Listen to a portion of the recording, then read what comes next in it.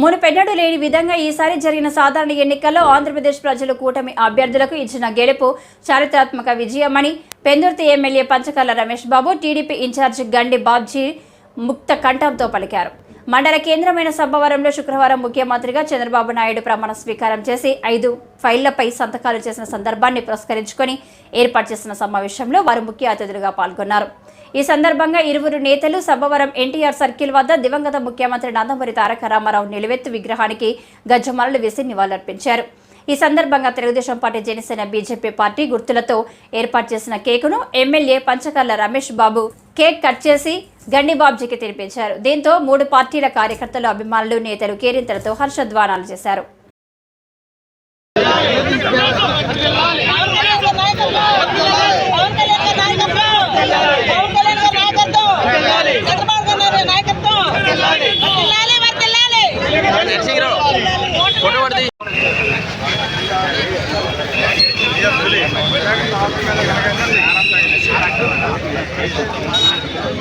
దానికి కొనసాగింపుగా ఇప్పుడు చేపట్టబోయే మంచి కార్యక్రమాలు ప్రజలు ఏమరపాటుగా ఉన్నా ఏదో మాటలు చెప్పి బతికేయాలనుకున్నా ఆ రోజులు కాదు.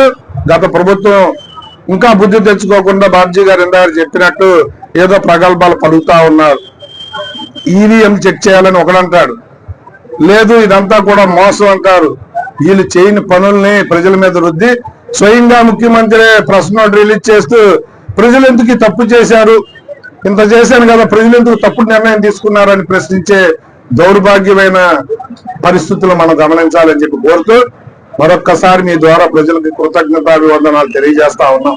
తప్పకుండా భవిష్యత్తులో మేమందరం కూడా బీజేపీ, తెలుగుదేశం, జనసేన అందరం కూడా బ్రహ్మాండంగా ప్రజాహిత కార్యక్రమాలు చేస్తూ ముందుకెళ్తామని చెప్పి హామీ ఇస్తూ మీడియా మిత్రులందరికీ కూడా ధన్యవాదాలు తెలియజేసినట్టు ఓ బృహత్తరమైన ప్రక్రియ నిన్న జరిగింది. ఎలక్షన్ లో చేసిన వాగ్దానాలు 5 సంవత్సరాల్లో ఎప్పుడు తీర్చినా ఎప్పుడొకప్పుడు తీర్చొచ్చునా అనుకున్న గత ప్రభుత్వంలా కాకుండా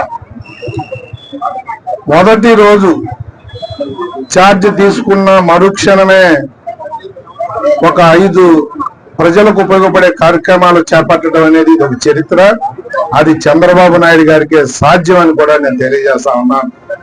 గతంలో పవన్ కళ్యాణ్ గారు, చంద్రబాబు నాయుడు గారు కూడా ఎలక్షన్ ప్రచారంలో తిరిగినప్పుడు ప్రజలకు చాలా చెప్పారు. ఆ చెప్పినట్లో మొదటి రోజునే కొన్ని తీర్చడం అనేది, రేపు 1వ తారీఖు నుంచి అమలు చేసే కార్యక్రమాలు తీసుకోవడం అనేది ఒక బృహత్తరమైన ఘట్టం. అన్నిట్లోకి ముఖ్యమైనది ఉద్యోగ అవకాశాలు లేక చదువుకున్న యువత ఇబ్బంది పడుతున్న ప్రజలకి రోజు ధన్యవాదాలు తెలియజేస్తుంటే, ముఖ్యంగా మేము మీ ద్వారా ప్రజలు తెలియజేయాలని ఏమనుకుంటామంటే, ఈ రోజు ప్రజలు ఏవైతే కోరుకున్నారో ఆ కోరికలన్నీ కూడా 5 సంవత్సరాలు మాకు తీరిపోయాయి, మేము పూర్తిగా 98% వాళ్ళకి న్యాయం చేశామనుకునే మధ్యలో ప్రభుత్వాన్ని నడిపిన ఈ రోజు ప్రతిపక్ష హోదా కూడా పోగొట్టుకొని ఇంట్లో మళ్ళీ బీరాల వాడుతుంటే దిగ్గు లేకుండా ఎంతకాలం 5 సంవత్సరాలే కదా రేపు ముగిసిపోద్దనే పరిస్థితి ఇవాళ మాట్లాడే పరిస్థితి ఉంది.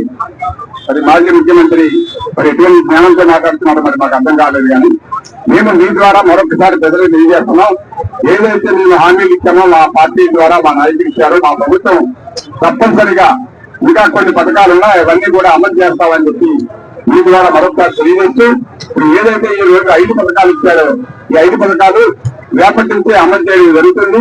తప్పనిసరిగా ఈ టైం బార్ అనేది కొన్ని అమలు చేయాలంటే చిన్న టైం పడుతుంది.